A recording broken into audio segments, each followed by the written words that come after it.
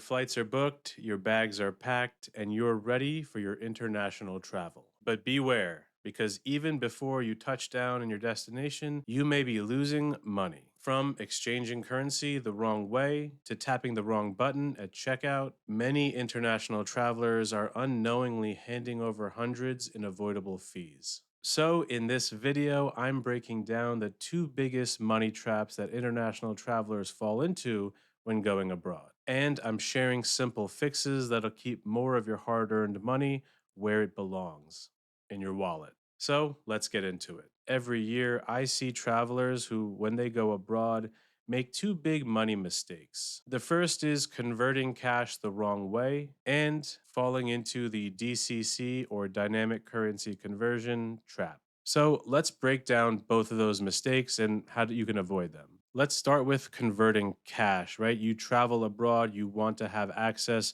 to the local currency to be able to buy goods and services. But a common mistake that I see many people make is converting their cash to that currency before they even leave, or doing it right when they land at the airport. So if you were to convert money before you go, you'd probably go to your local bank and request whatever currency you need. But that bank is obviously a business. To have that currency on hand costs them money. So the exchange rate that you're going to get with them is not going to be the most favorable. And the same is especially true of airport currency exchanges, kiosks, and even exchanges at the front desk of your hotel. These places offer convenience, but that convenience comes at a price, and usually you're going to get a poor exchange rate when you convert with them. All of these options come with poor exchange rates, added fees, and even hidden commissions. In many cases, travelers will lose around 5 to 10%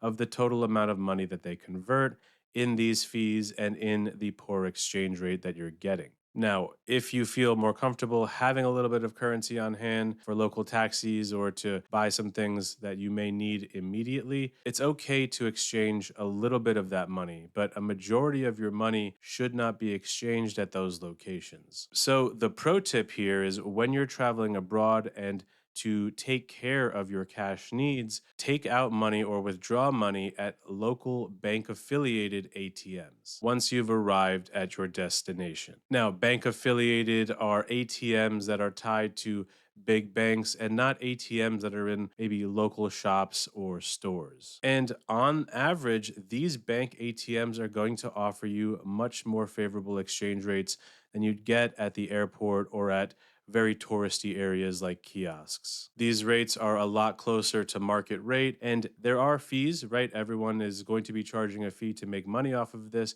but usually the fees are much lower. So again, the pro tip here is to take out a majority or bulk of the cash that you need in that currency when you're in that destination by going to bank affiliated ATMs and withdrawing money from them directly. The second major mistake that I see people make is falling into that dynamic currency conversion or DCC trap. When you make a credit card purchase abroad, let's say at a restaurant or a local shop, for instance, you'll often be asked a question. Would you like to be charged in your home currency, or would you like to be charged in the local currency of the country that you're visiting right now? Most people will instinctively go to their home currency because that is the most comfortable and it is the easiest way for them to understand how much money they're spending. But that is where they get you. That is the mistake when paying with your credit card abroad. You see, DCC allows that particular merchant that you're buying from at that time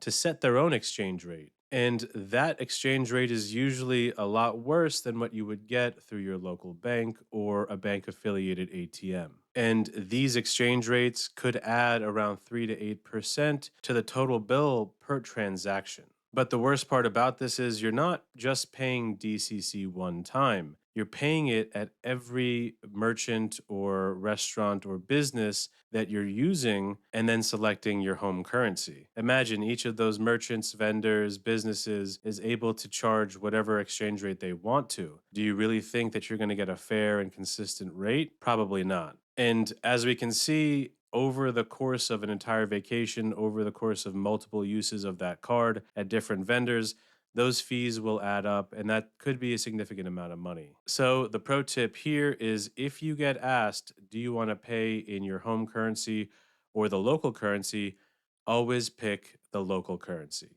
Doing that allows your bank, your credit card, to be the one to set that rate for every transaction. They will, on a consistent basis, usually offer a better rate than any of those individual merchants. So, again, always pay in the local currency and let your credit card and bank be the one to do the conversion for you. So, let's sum this up with a few quick rules to follow so that you can prepare for your next international trip. Number one is use credit cards that don't charge you a foreign transaction fee, and the same goes for your ATM as well. When taking out money and currency in a foreign country, use bank affiliated ATMs.